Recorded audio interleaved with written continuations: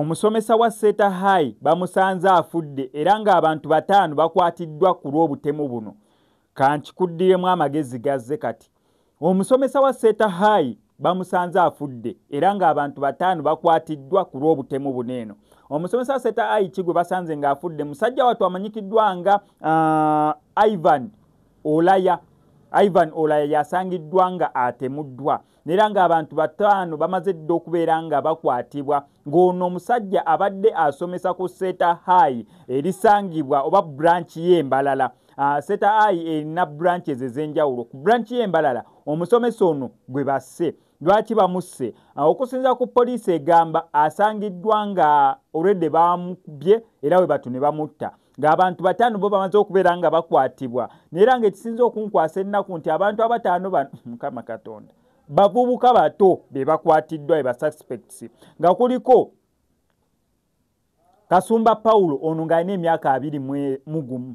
Kasumba Paulo y'omu ku basookedde ddala okubeera nga bakwatibwa. Ne bakwata ne Mabaale Simon ng'alina emyaka 23. Just imagine myaka 23 Mabaale Simon. Ne bakwata ne Kibuuka Tom ng'alina emyaka 38. Ne bakwata ne Lukoda Simon ono ng'alina emyaka 18. Imagine myaka 18 oli ku musango gwa butemu. Ne bakwata ne Kadoole Charles ono ng'alina emyaka 16. Just imagine aba 5 bamaze dda okubeera nga bakwatibwa era nga bali mu police custody esobole okubeera nga ebayambako okunoonyeza ku butemu obwakoleddwa ku musomesa wa Seta High branch y'Embalala nkikuddiramu ng'ono bamutidde kumpi ne Code High School yabadde agenza okukima mukyala we akolera ku Code High School neya kumpi ne gate ya Code High School we bamutidde ye nga amaze okunyuka ku Seta High addayewo agende ku ssomero lya Code High School picking up mukyala we ndowooza basobole okubeera nga baddeeka ono we bamutidde.